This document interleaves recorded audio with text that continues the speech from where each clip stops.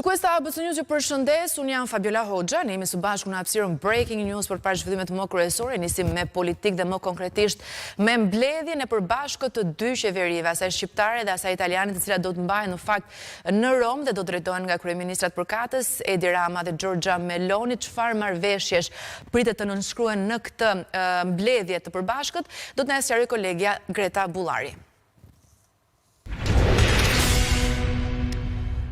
Greta, të përshëndes, mbledhja e parë mes dy qeverive, ku konfirmon edhe një herë raportin e mirë Shqipëri-Itali. Çfarë pritet të ndodhë? Çfarë marrëveshjesh do të nënshkruhen dhe sa do të jenë? Fabiola, ju përshëndes. Në fakt, sot Shqipëria dhe Italia mbajnë mbledhjen e parë ndërqeveritare, duke shënuar kështu edhe një hap të rëndësishëm sa i përket partneritetit dhe forcimit të marrëdhënieve mes dy vendeve. Kryeministri Edi Rama ndodhet në Rom së bashku me 10 ministra të kabinetit qeveritar, ndërkohë që agjenda parashikohet të nisë ditën e sotme në orën 11:30 dhe fillimisht do të jetë një takim kokë më kokë mes kryeministrit Rama dhe homologes italiane Giorgia Meloni. Mandej në orën 12:30 është parashikuar që të mbahet edhe seanca e përbashkët e dy delegacioneve, e cila do të drejtohet përkatësisht nga kryeministri Rama dhe kryeministria Giorgia Meloni. Ndërkohë sa i përket marrëveshjeve, ato pritet të nënshkruhen rreth orës 14 dhe janë 16 marrëveshje dhe memorandume, të cilat do të nënshkruhen gjatë ditës së sotme, përkatësisht në marrëveshje bashkëpunimi në fusha si mbrojtja dhe siguria, energjia, migracioni, mbrojtja civile, shëndetësia, mjedisi, zhvillimi ekonomik dhe infrastrukturor. Sipas informacioneve që kemi, pritet që Italia gjatë kësaj, po themi, mbledhjeje të ofroj pajisje dhe teknologji për sa i përket Shqipërisë në fushën e mbrojtjes, ndërsa në territorin shqiptar do të ngrihet edhe një infrastrukturë detare për ndërtimin dhe mirëmbajtjen e anijeve. Sa kaq pritet të thellohet edhe bashkëpunimi në fushën e energjisë, duke marrë në konsiderat dhe marrëveshjen trepalëshe të nënshkruar në janar të këtij viti pikërisht në Abu Dhabi mes Emirateve të Bashkuara Arabe, Shqipërisë dhe Italisë. Kjo marrëveshje parashikon për prodhimin e energjisë të rinovueshme dhe ndërtimin e një ndërlidhje nëndetëse që do të lidh sistemet energjetike mes dy vendeve. Duhet thënë në fakt, Fabiola, se ndër vite Shqipëria dhe Italia kanë ruajtur një marrëdhënie shumë të mirë fqinjësore dhe padyshim ky është edhe një moment i rëndësishëm sa i përket partneritetit mes dy vendeve, duke marrë në konsiderat, po themi, edhe marrëveshjen e nënshkruar muaj më parë sa i përket ngritjes së qendrës së emigrantëve në Gjadër, ndërsa duhet thënë Italia ka qenë gjithmonë një zë i shtuar i Shqipërisë sa i përket edhe mbështetjes së vendit tonë në arenën ndërkombëtare, kryesisht sa i përket negociatave për Bashkimin Evropian. Mirë, Greta, unë të falenderoj për këtë raportim të drejtë për drejtë. Faleminderit. Shqipëria hap të hënën grup kapitullin e fundit në negociata me Bashkimin Evropian, atë për bujqësinë, duke përfunduar kështu çeljen e të gjithë kapitujve të integrimit. Qeveria përmbush premtimin që brenda këtij viti të jenë hapur bisedimet për të gjithë grup kapitujt, ndërsa synimi i radhës është që ritmi i shpejtë të vazhdojë dhe në 2027 të jenë mbyllur negociatat e antarësimit me Unionin.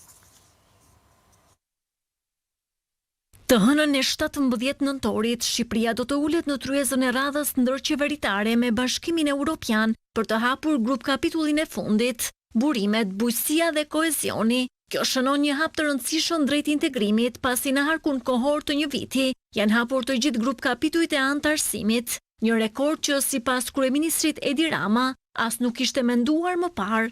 Asgjë nuk na ndal dot drejt majës së Shqipërisë 2030 në Bashkimin Evropian. Askush nuk na ndal dot drejt objektivit madhor të mbylljes së negociatave brenda vitit 2027, sepse përtej vështirësive, pengesave, dëmtimeve të pashmangshme apo baltës së pandashme, në ngjitjen e kësaj të përpjete historike. Me hapjen e këtij grup kapitulli nis një fazë re për negociatat e integrimit, mbyllja e tyre duke nisur nga fillimi i vitit të ardhshëm, dhe për të dakorcuar këtë agjend, kreu i qeverisë pati një takim këtë mesditë edhe me ambasadorët e vendeve anëtare të Bashkimit Evropian të akredituar në Tiranë, Kjo mbledhje vjen pas publikimit të progres raportit të Komisionit Evropian që vlerësoi punën e bërë nga Shqipëria sa i përket integrimit në familjen europiane. Kryeministri Edi Rama u shpreh sërish kundër vendimit të kushtetueses që riktheu në detyrë Erion Veliajn, duke thënë se ai nuk mund ta ushtrojë detyrën në kushtet e Burgosit dhe Tiranës, si duhet domosdoshmërisht zgjedhjet e reja. Kryeministri bëri komentet në një takim me qytetarë të Tiranës, ku shoqëroi edhe nga Augerta Manastirliu e ku shpjegoi buxhetin për vitin e ardhshëm. Porosin që i la të tinjve, Edi Rama e zbatoi veti pari. I shoqëruar nga Augerta Manastirliu, kryeministri nisi turin e dëgjesave për buxhetin 2026, por qytetarëve të Tiranës i shpjegoi fillimisht arsyet se pse kryeqyteti duhet të shkonte në zgjedhje. Ai kritikoi sërish vendimin e gjykatës kushtetuese që la në detyrë Erion Veliajn. Ne menduam që Tirana nuk ka arsye të paguajë për një kohë gjatë mungesën e drejtimit. Kanë thënë që kryetari i bashkisë është në pamundësi ta ushtrojë detyrën, por nuk mund të bëhen zgjedhje sepse ai është kryetar bashkie. Okej, jepini mundësinë ta ushtrojë detyrën. Bukur, kur të vi atje që të kërkojë të lirohet, që të vazhdojë detyrën, shpresoj që gjykata kushtetuese të rri besnike vetes vet dhe të japë mundësinë të vazhdojë detyrën. Sa i përket buxhetit, Rama tha se kryefjalë do të ketë rritjen e pagave dhe pensioneve. Vetëm për pensionistët në 4 vitet e ardhshme do të shpenzohen ekstra 1.7 miliard euro. 1.7 miliard euro. Paga minimale do të jetë 500 euro. Dhe ne nuk e mbarojmë këtë mandat pa e quar në 700 euro pagën minimale. Pensionistët i siguroi se qeveria nuk do të heqë dorë as nga bonusi i fundvitit. Gjithë pensionistët do të marrin eksaktësisht bonusin që kanë marrë dhe që ju është premtuar. Një fond i veçantë do të shkojë për rimbursimin e barnave për pacientët me sëmundje tumoriale. Çdo i sëmurë me kancer në Republikën e Shqipërisë të konsiderohet njeriu ynë dhe të mbështetet si njeriu ynë, prandaj për herë të parë, por nëse fillon për herë të parë do të vazhdojë çdo vit, ne kemi përcaktuar një buxhet të veçantë për të mbuluar barnat për kancerin për njerëzit tanë. Kundërshtarëve politik që kritikojnë buxhetin e qeverisë, Rama i rikujtoi humbjet e vazhdueshme në zgjedhje. Përqeshjet, romuzet, skërmitjet, sikur ka diku mundësira për te kësaj, vinë gjitha nga ignoranca, vinë nga likësia, vinë dhe nga dëshpërimi. Dëshpërimi i atyre që kanë humbur thellë e më thellë në çdo përballje me ne dhe që akoma se kanë marrë vesh se pse humbin thellë e më thellë. I gjithë atentati ndaj Gilmando Danit në rreth rrotullimin e Rinasit ka zgjatur më pak se 2 minuta në pamjet e vendit të ngjarjes të siguruara nga ABC News, duke se makina e autorëve pret të parkuar objektivin në rreth rrotullimin dhe pasi makina e Danit afrohet, ajo zhvendoset në krahun tjetër duke i zënë prit. 3 persona qëllojnë me breshërim mbi makinën e Gilmando Danit, ndërsa njëri nga ekzekutorët i afrohet dhe pasi makina qëndron duke e qelluar nga afër për të siguruar vdekjen e tij. Pas krimit, atentatorët ikin me shpejtësi drejt fushkrujës. Atentatorët e ekzekutimit mafios të Gilmando Danit kanë vepruar me saktësi, duke ditur çdo gjë për objektivin dhe itinerarin e tij. Në pamjet filmike që tregojnë vrasjen të siguruara nga ABC News, shfaqet momenti kur automjeti tip Benz, ku udhëtonte Dani së bashku me mikun e tij, i bëhet prit nga një automjet me targa greke, që kishte qëndruar në anë të rrugës në pritje të makinës së Gilmando Danit. Pasi qëndron e parkuar pranë rreth rrotullimit dhe pret që objektivi të kalojë, makina autorëve lëviz sërish në rreth rrotullim për të u pozicionuar dhe për të nxjerrë armët. Sapo afrohet automjeti ku ndodhej Dani, 3 persona dalin nga makina, qëllojnë me breshëri plumbash në drejtim të makinës së shinjestrës, e cila ndalon pas disa metrave. Më pas, njëri nga atentatorët afrohet drejt automjetit të Danit nga ana e tij për të qelluar sërish mbi të dhe për të siguruar për eliminimin e tij. Në pamje duket se arma i bllokohet dhe në ndihmë i afrohet një tjetër nga togat e ekzekutimit, i cili jep një pistolet. Autori afrohet makinës në krahun ku qëndronte i ulur Gilmando Dani dhe qëllon disa herë nga afër për të siguruar mbi vdekjen e tij. Pamjet nga kamerat e sigurisë të siguruara nga ABC News tregojnë se atentatorët nuk mjaftohen me aq, por qëllojnë sërish, pastaj me nxitim largohen drejt makinës Toyota dhe largohen me shpejtësi në drejtim të fushkrujës, aty ku kanë ndjekur edhe mjetin me 4 armët të përdorura në ngjarjen kriminale. E gjithë skena atentatit ka ndodhur në më pak se 2 minuta. Në vendin e ngjarjes janë gjetur mbi 50 gëzhoja Kalashnikov. Hetimet e para për vrasjen e Gilmando Danit kanë identifikuar një person që ka pasur rolin e vëzhguesit dhe informatorit të autorëve në atentatin tek rreth rrotullimi i Rinasit. Ai është parë në kamerat e sigurisë duke ruajtur Berncin e viktimave dhe duke bërë më pas një telefonat që dyshohet se ka qenë për vrasësit. Me një herë më pas shihet makina e tyre që ndjek dhe godet Danin dhe shoqëruesin e tij.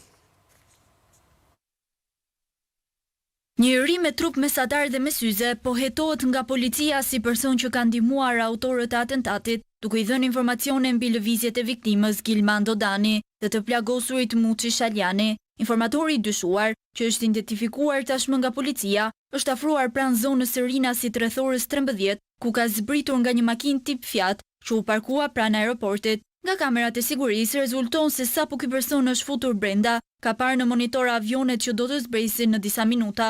Gjatë kthyrjes nga kamerat në zonë, policia ka parë se sapo kanë mbërritur Dani dhe Muçi, të cilët kishin nga një çantë. Informatori i dyshuar ka nisur telefonatat. Ai ka ndjekur nga pas 2 personat, derisa ata kanë hipur në makinë për t'u treguar personave me të cilët komunikonte se ku do të ulej shinjestra Gilmando Dani. Sapo Dani dhe Shaljani kanë hipur në makinë, informatori i dyshuar lëviz me shpejtësi në këmbë, në krahun e kundërt të lëvizjes. Policia ka nisur kërkimet për këtë person që kanë ndihmuar ekzekutorët e Gilmando Danit. Kontrollet kanë vijuar në të gjithë zonën e fushkrujës pas ngjarjes së rëndë në Rinas. 5 grupe të FNSH-s kanë kontrolluar lokale, banesa dhe kanë ndaluar automjete të shumta për kontrolle, si dhe kanë shoqëruar disa persona për të marrë në pyetje për ngjarjen. 2 oficerë policie të komisariatit nr. 3 në Tiranë ndalohen për falsifikimin e dokumenteve të besueshmërisë para emërimit të Muçi Shaljanit në agjencinë e mbikëqyrjes policore në shtator të këtij viti. Zinxhiri komandues i agjencisë i përfshirë në marrjen në punë të Muçi Shaljanit është pezulluar i gjithi me urdhër të drejtorit të kësaj agjencie. ABC News ka mësuar se emërimi i Shaljanit është bërë nga drejtori i komanduar në muajin shtator para emërimit të kreut aktual të AMP-s, ndërkohë vetë Shaljani vazhdon në gjendje kritike për jetën e intubuar në spitalin e traumës. 2 oficerë policie u arrestuan për shkelje të konstatuar në procedurën e emërimit të Muçi Shaljanit në agjencinë e mbikëqyrjes policore. Efektivet e komisariatit nr. 3 dyshohet se në bashkëpunim kanë përpiluar dokumentet e besueshmërisë për rekrutimin e Muçi Shaljanit, i cili mbeti i plagosur në atentatin e Rinasit ku ekzekutua miku i tij Gilmando Dani. Sipas agjencisë së mbikëqyrjes policore, nën komisari Bruno Cara me detyrë specialist për hetimin e krimeve dhe inspektori Ashim Zajmi me detyrë ndihmë specialisti i policimit në komunitet akuzohen për kryen e veprës penale falsifikimi i vulave dhe shpërdorimi i detyrës. Vërtetimi i besueshmërisë është një proces ligjor i kontrollit dhe verifikimit të figurës së punonjësve të policisë së shtetit ose të kandidatëve që synojnë të punësohen në këto struktura. Por pavarësisht se Muçi Shaljani rezulton se kishte ndërruar emrin, procedurat kanë vijuar normalisht duke u fshehur këto të dhëna. Sipas verifikimeve që ka bërë Agjencia e Mbikëqyrjes Policore në lidhje me procesin e rekrutimit të Muçi Shaljanit në muajin shtator të këtij viti, ku agjencia kishte një drejtor të komanduar, janë konstatuar shkelje të procedurave ligjore. Ndërkohë Agjencia e Mbikëqyrjes Policore ka bërë kallëzim edhe në Prokurorinë e Tiranës për të përcaktuar përgjegjësit ligjor të personave, të cilët janë konstatuar në palishmëri. Sipas hetimeve, Muçi Shaljani është rekrutuar si agjent pranë Agjencisë së Mbikëqyrjes Policore pa pasur certifikat sigurie. Ai ishte i njohur edhe me mbiemrin Sheqeri, ndërkohë që është punësuar në muajin shtator kur institucioni drejtohej nga i komanduari Artiol Saliasi. Prania e agentit të Agjencisë së Mbikëqyrjes Policore në makinë me Gilmando Danin është bërë shkak që drejtori aktual i agjencisë, Eduard Merkajt, të pezulloi të gjithë zinxhirin drejtues të strukturës së forcës operacionale të AMP. Sipas mjekëve, 42 vjeçari Muçi Shaljani vijon në gjendje kritike për jetën intubuar në spitalin e traumës, si pasojë plagëve të marra në atentat. 5 persona mbetën të plagosur si pasojë një aksidenti në Vlorë mbrëmjen e djeshme. Ngjarja ka ndodhur në rreth rrotullimin e Novoselës në autostradën Vlorë-Levan, ku makina ka dalë nga rruga dhe ka përfunduar në kanal. Nga këqyrja e vendit të ngjarjes, policia konstatoi se automjeti i Benz nuk ka marrë dot kthesën teksa vinte nga fshati Akërni dhe pranë rreth rrotullimit të Novoselës ka përfunduar në kanal. Në vend ngjarje shkuan zjarrfiksja dhe 2 ambulanca që transportuan të plagosurit drejt spitalit të Vlorës.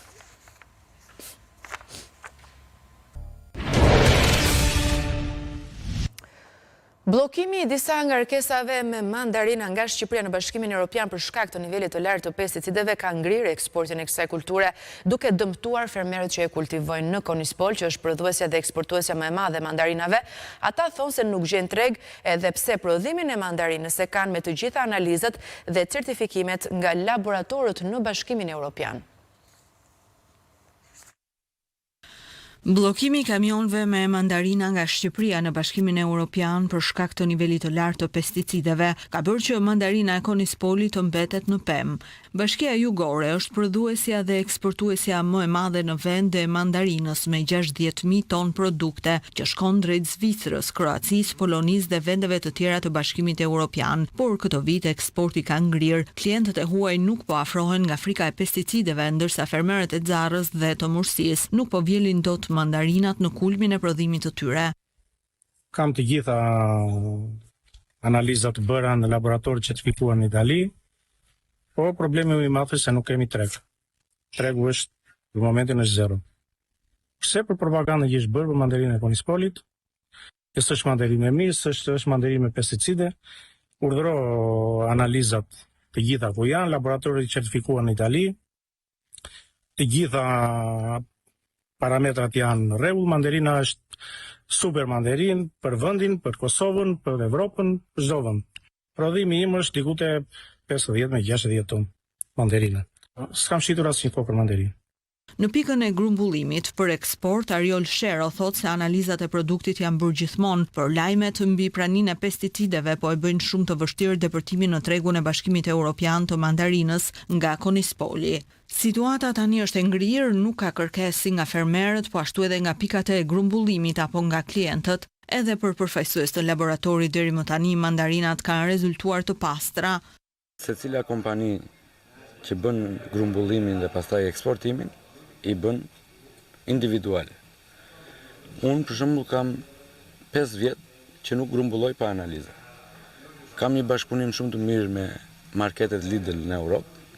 Ata vinë, marrin mostrat në çdo parcel, në çdo fermer, bëjnë analizën dhe në bazë të analizës bëjnë tërheqjen e produktit.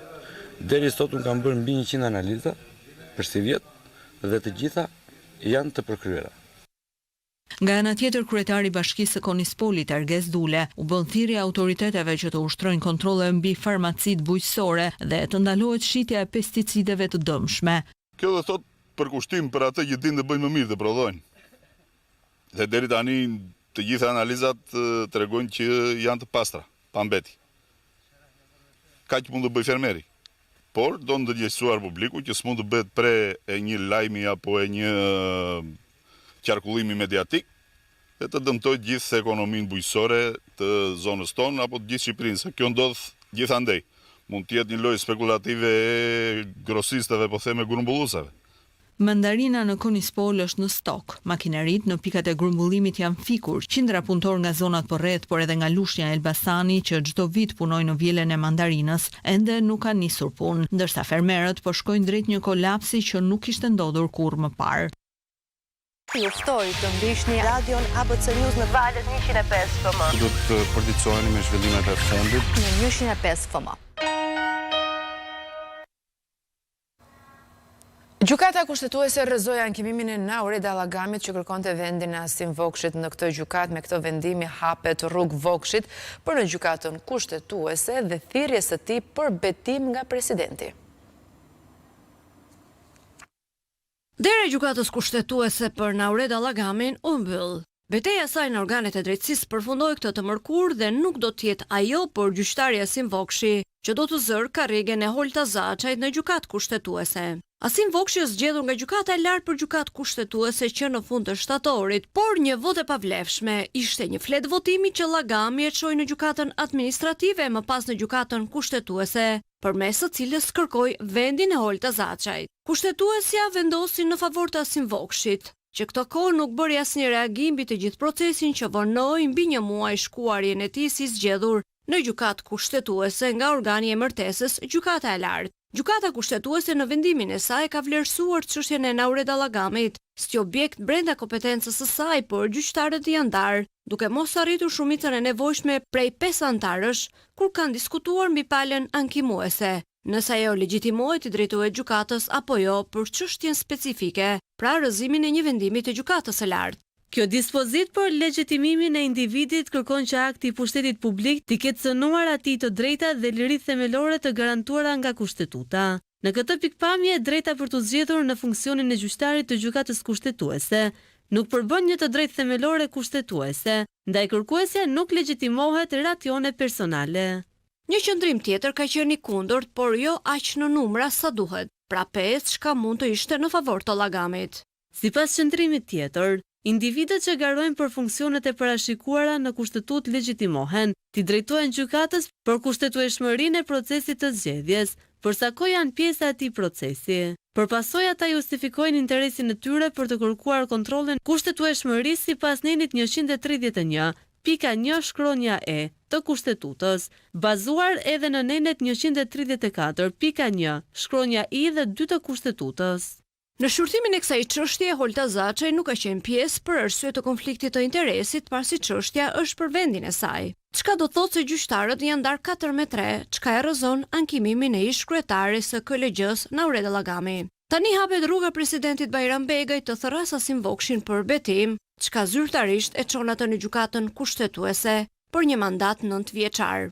Ky vendim njëkohësisht largon dhe Holta Zaçaj nga gjykata kushtetuese pasi mandati i saj ka përfunduar dhe ajo qëndron në detyrë për shkak të ankimimit të Llagamit. Mandati i Zaçaj krijoi një përplasje të fortë mes gjykatës së lartë dhe gjykatës kushtetuese, pasi ajo fillimisht pretendoi se mandati i saj mbaronte në dhjetor të këtij viti, ndërsa gjykata e lartë thoshte që ishte në mars. Zaçaj me sa duket nuk do e çojë qëndrimin deri kur pretendoi, pra deri në fund të muajit dhjetor. Pas zgjedhjeve të pjesshme në vendore, Komisioni Qendror i Zgjedhjeve certifikoi rezultatin në 2 bashki, Vlorë dhe Berat, Brunilda Mersini dhe Erion Ceca u shpallën kryetar të këtyre bashkive.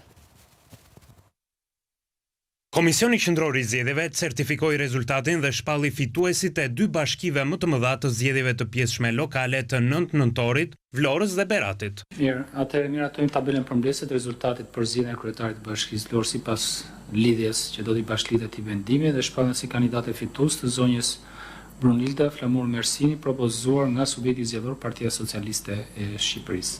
Atëherë miratojmë tabelën përmbledhëse të rezultatit për zgjedhjen për kryetarin e bashkisë Berat sipas lidhjes 1 që do t'i bashkëlitet i vendimi, duke shpallur kandidat fitues të këtyre zgjedhjeve, zotin Ervin Lazar Ceca, propozuar nga subjekti zgjedhor Partia Socialiste e Shqipërisë. Brunilda Mersini e Partisë Socialiste fitoi në Vlorë me 15.672 vota, apo 78.44%, një rekord ky në qytetin bregdetar, ndonse u shënua dhe pjesëmarrja më e ulët e votuesve, 12.54%. Rekord u shënua edhe në Berat. Ervin Ceca i Partisë Socialiste fitoi me 13.050 vota, ose 83.35% të votave. Këta të dy do të jenë kryebashkiak të rinj të Vlorës dhe Beratit deri në pranverën e vitit 2027. Edhe në 3 bashkitë e tjera më të vogla, Tepelen, Mate, Cërik, Partia Socialiste fitoi bindshëm me rezultat të thellë, rezultatet e të cilave pritet në vijim t'i certifikoj Komisioni Qendror i Zgjedhjeve për të shpallur fituesit Gramos Sakon, Altin Bojnin dhe Florenc Dokën, kurse opozita ishte thuajse inekzistente, me një rënje drastike të votave krahasuar me 2 vite më parë. Kandidatët e pavarur të opozitës duket se nuk kanë pretendime për humbjen e këtyre zgjedhjeve. 2 persona humbën jetën në një aksident pasi makina e tyre u rrëzua në një humner në zonën malore të Zallë Bastarit në Tiranë. 2 viktimat kishin dalë për gjueti për shkak të terrenit të vështirë u desh ndërhyrja e helikopterit për nxjerrjen e 2 trupave të pajetë.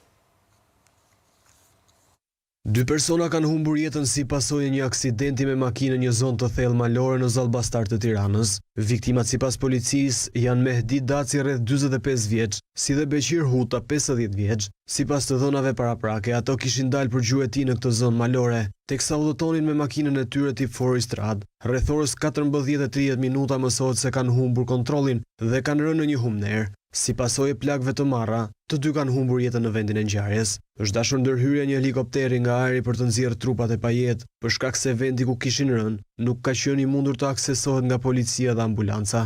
Kanë qenë disa persona të tjerë që sipas të dhënave ishin në mal, të cilët kanë njoftuar policinë e shtetit për aksidentin tragjik.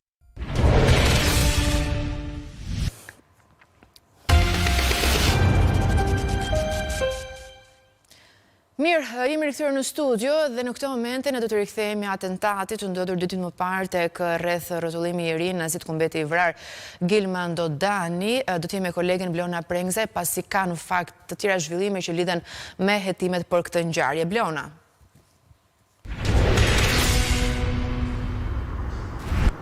Blona, të përshëndes, nuk janë mjaftuar vetëm me një moment të forcave të policisë të cilët kanë shkuar në vendin e ngjarjes, por janë rikthyer aty në zonë disa herë apo jo. Ditën e sotme çfarë po ndodh dhe ku janë ushtruar kontrolle? Fabiola, të përshëndes, ndodhemi pranë aeroportit të Rinasit, pikërisht në këtë zonë vijojnë hetimet dhe kontrollet lidhur me atentatin e ndodhur 2 ditë më parë. Ditën e sotme forcat të FNSH-s, shqiponjat por dhe hetues kanë zbarkuar në këtë zonë për të kontrolluar kamerat e sigurisë bizneseve rreth përqar kësaj zone, por edhe për të sekuestruar atë dhe për të parë më shumë mbi rrugën e ndjekur nga atentatorët për të mbërritur në aeroportin e Rinasit. Kujtojmë që viktima ka qenë për një vit i lirë dhe dukej se ishte larg aktivitetit kriminal të ushtruar më parë. Por në fakt kemi dhe një detaj të ri lidhur me pistën e cila po ndiqet nga hetuesi. Deri në këto momente ka disa pista, ajo kryesorja është e hakmarrjes ndaj grupeve kriminale, pasi kujtojmë që Gilman Dodani ishte krau i djathtë i një prej personave të njohur në botën e krimit, ndërkohë ditën e sotme hetuesit në këtë zonë kanë sekuestruar kamerat të sigurisë. Aktualisht këtu ku ne ndodhemi është edhe pjesa e parkimit, pra fundi i parkimit të aeroportit. Në këtë zonë futen makinat, por edhe bëjnë dalje në pas për të ndjekur edhe rrugën që është ndjekur në fakt edhe nga viktima për dhe shoqëruesi i tij. Rruga ku ne jemi aktualisht është rruga e cila të sjell, por edhe të çon në drejtim të Kamzës. Aktualisht hetuesit nuk kanë një indicje se nga cila rrugë kanë ardhur atentatorët ditën e ngjarjes, prandaj po ushtrohen kontrolle dhe po sekuestrohen kamerat të sigurisë së bizneseve për rreth që të shikohet edhe itinerari i ndjekur nga autorët e dyshuar të krimit. Aktualisht me informacionet që ne kemi janë sekuestruar mbi 100 kamera sigurie në zonën e ndodhur të ngjarjes, por vijojnë të sekuestrohen edhe në zonat për rreth. E kuptoj. Mirë, do të shohim se çfarë do të zbulojnë hetimet për këtë ngjarje dhe nëse do mundin ta zbardhin deri në kapjen e autorëve. Blona, të falenderoj për këtë raportim. Mirë, do të kalojmë te një tjetër ngjarje. Agim Ismaili, ish kreu i burgjeve, sot është paraqitur në SPA. Kujtojmë që është hera e dytë që ai shkon në dyert e SPA-gut. Kolegu Ervin Leka do të jetë në këtë moment në raportim për të na shpjeguar pak më tepër. Ervin. Për cilat arsye është ish drejtori i burgjeve në SPA ditën e sotme? Prej afro 40 minutash, ish kreu i burgjeve Agim Ismaili është paraqitur në prokurinë e posaçme SPAK, megjithse të paktën sipas të dhënave pra nuk ka një arsye zyrtare, por sipas informacioneve që kemi arritur të marrim nga SPAK, ai është thirrur nga prokurori i çështjes Bledar Maksuti, i cili ka në hetim edhe dosjen për sa i përket hakerimit të disa muajve më parë të disa emaileve të SPAK, ka të bëjë pra me rreth 3 emaile të prokurorëve të SPAK që janë mundur të hakerohen dhe të nxirren disa të dhëna, por jo dosje hetimore siç ka bërë me dije edhe prokuroria e posaçme SPAK, ndërkohë që Agim Ismaili është hera e dytë që thirret në prokurinë e posaçme pasi më herët është thirrur në fillim të muajit maj pikërisht për këtë çështje ku është marrë në pyetje lidhur me hetimin që kanë bën pra me hakerimin e sistemeve të emailit të prokurorisë së posaçme SPAK në cilësinë e personit që ka dieni dhe pikërisht pra edhe në këtë cilësi edhe ditën e sotme është thirrur për të dhënë detaje të tjera lidhur me hakerimin dhe persona të tjerë që janë tashmë të arrestuar nga prokuroria e posaçme SPAK lidhur me këtë hetim që po bëhet nga ana e prokurorisë së posaçme SPAK. Ka dyshime se Agim Ismaili, ish kreu i burgjeve, është një nga persona që u ka dërguar, pra që u ka ardhur edhe emaili me të dhëna sensitive që janë marrë nga prokuroria e posaçme SPAK pas këtij hakerimi, për cilët pra janë vënë në pranga dy ish-punonësit e IMT-s, Arnold Rokaj dhe ish-zyrtari tjetër i burgut të Vlorës, Zambak Gjonaj. Hakerimi i SPAK kujtojmë se ka ndodhur me 12 mars të këtij viti, ku në 3 emaile të prokurorëve janë aksesuar dhe kanë mundur pra që të depërtojnë në këto emaile, pavarësisht se është një institucion i sigurisë së lartë, pra dhe i rëndësisë së veçantë, duke marrë disa të dhëna brenda këtyre emaileve dhe këto emaileve u kanë dërguar personave të tretë që mund të kenë qenë edhe në hetim nga ana e prokurorisë së posaçme. Në listën, si duket paktën nga celularet që ka sekuestruar SPAK, ka qenë një person pra që i ka dërguar edhe email me të dhëna nga emailet e prokurorëve edhe ish-kreu të burgjeve Agim Ismaili, dhe kjo si duket ka qenë arsyeja pse është thirrur nga prokurori i posaçëm Bledar Maksuti për të pyetur në cilësinë e personit që ka dieni dhe nëse ka pasur kontakte me persona që tashmë janë në burg dhe kanë hakeruar sistemin e SPAK. E kuptoj. Mirë, Ervin, faleminderit. Faleminderit për këtë raportim të drejtë për drejtë.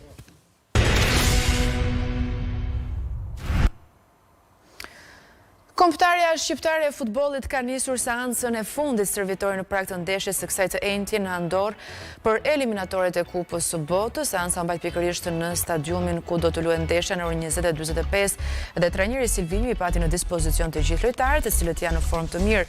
Mungesa vetëm është Mara Shkumbulla që ka qenë i dëmtuar, pritet që tekniku brazilian të mos bëjë ndryshime të shumta në formacion në krahasim me sfidën në Serbi dhe dilemat e vetme kanë të bëjnë me lojtarët ofensiv të krahut për Bajramin dhe Hoxhën. Ekipi përfaqësues ka pasur vetëm 2 seanca të plota servitore sepse lojtarët kanë qenë të angazhuar me klubet e tyre. Shqipëria mund të sigurojë që këtë të enjte kualifikimin për në play-offin e botërorit. Kjo do të ndodhë nëse Kuqezin fitojë në Andorra dhe nëse Serbia barazon ose humbet në Londër ndaj Anglisë.